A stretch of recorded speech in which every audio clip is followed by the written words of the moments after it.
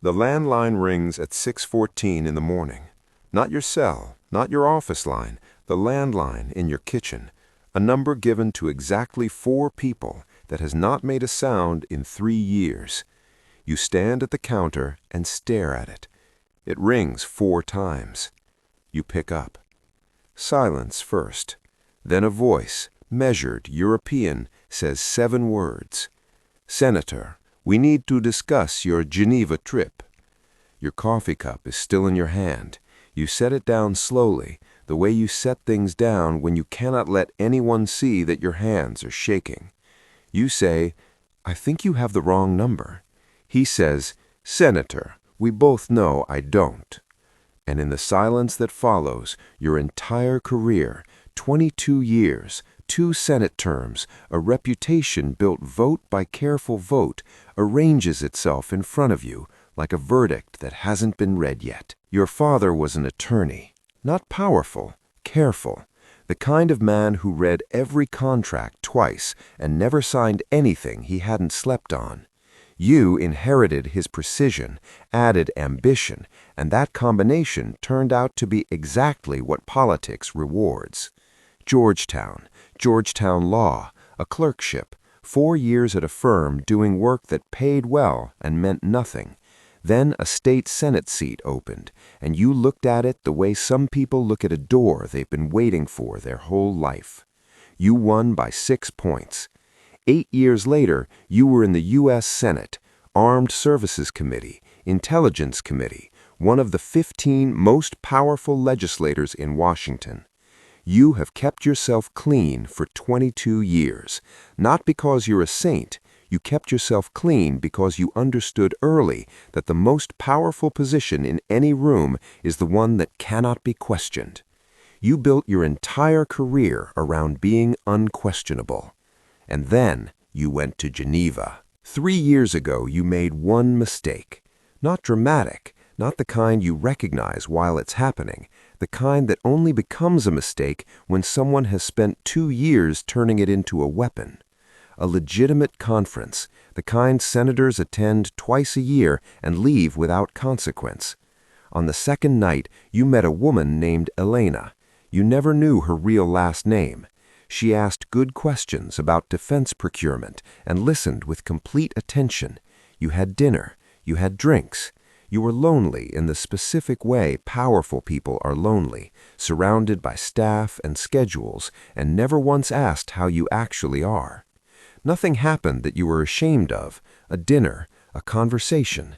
She asked about the Meridian defense contract. You said nothing that breached protocol. You were careful.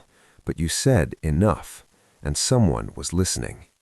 The photograph, you and Elena at the hotel bar, 11:47 p.m., leaning toward her, intimate without being damning, but in the right frame, the right news cycle, it becomes a story your chief of staff cannot kill.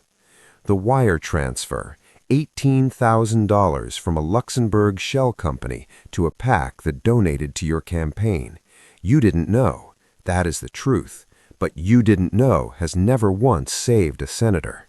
The recording, 12 minutes about the Meridian contract that taken out of context sounds like a U.S. senator sharing classified details with a foreign national in a Swiss hotel bar. 3 things, not a scandal. A weapon. The man on the phone does not threaten you.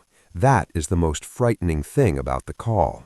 He speaks the way a doctor delivers a diagnosis, clinical, unhurried, almost kind, as though he is simply making you aware of a situation that you might both find a sensible way to navigate. He tells you his name is Dmitri. You do not believe this. He says his organization has maintained productive relationships with legislative officials across 14 countries for over a decade without a single exposure. He uses the word relationship the way a banker says it, something mutual, ongoing, requiring maintenance from both parties. Then he tells you what he wants. 1 vote. The Defense Appropriations Subcommittee meets in 11 days. A budget amendment redirecting $2.3 billion. It needs 12 votes and currently has 9. You are on the subcommittee. You have not declared your position. One vote in a classified session attended by 14 people that C-SPAN will never cover. A vote your chief of staff could explain in a press release in 45 minutes. He gives you 72 hours. We don't want this to be difficult, Senator. The line goes dead. Your kitchen is silent. The coffee is completely cold. Every crisis you have survived had an exit, a legal exit, a political exit, some door marked through here, and you survive. You are looking for that door and you cannot find one. Option 1, report it. Full disclosure to the FBI. You become the center of the most significant foreign intelligence case on American soil in a decade. The photograph published, the recording transcribed, the wire transfer itemized. Your career ends, possibly your marriage, possibly your freedom. Option 2, vote yes. You tell yourself it's one procedural amendment, nothing that directly harms anyone. But you know, 9 years on the Intelligence Committee, a foreign intelligence service that gets one vote does not stop at one vote. The return on their investment is not one amendment. The return is you, indefinitely. Option 2 is the rest of your career in a cage you agreed to walk into. Option 3, find out who Dmitri really is before the 72 hours expire. Use what you find as a counterweight. You are on the Senate Intelligence Committee. You have relationships with people who know things not in any database. You pick up your phone, not to call the FBI, to call a man named Garrett, 20 years at the agency, now does not officially exist, and owes you a favor uncollected from 2017. He picks up on the first ring.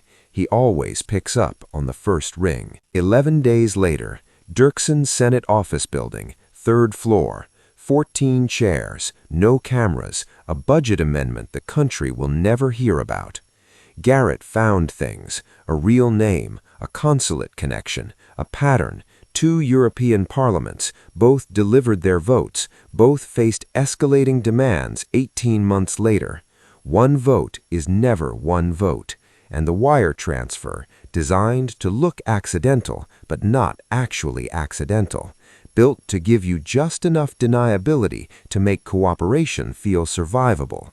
They needed you functional, not destroyed, which means they need you more than the threat implied, which means you have leverage Dmitri did not want you to know you had. The amendment is introduced. 12 senators vote before it reaches you. 6 in favor, 6 against. Your vote is the margin. You look at the paper in front of you. You think about the photograph, the recording, the wire transfer. You think about Garrett and what he found and what you have done with it that you cannot describe in this room. You think about your father, reading every contract twice, never signing anything he hadn't slept on. The chair says your name. The room goes still. No music, no drama. The room is fluorescent lit and slightly too cold, and someone across the table has a coffee cup with a Senate gift shop logo on it, and that is the detail your brain fixes on in the last second before you speak.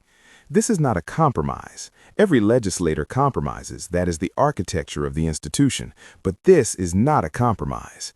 This is a door. And you know from 11 days of what Garrett found, from the pattern of 2 parliaments and 18 months of escalation, you know exactly what is waiting on the other side.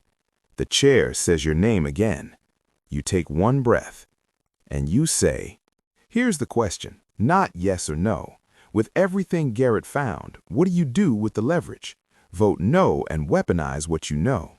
Vote yes and buy time to go deeper, or detonate the whole thing publicly. Drop your full play below. Best argument gets pinned. Subscribe to Street Level Stories, new POV every week. Hit the bell. Watch this next, because power never stays in one room for long. Vote yes, vote no, or burn it down.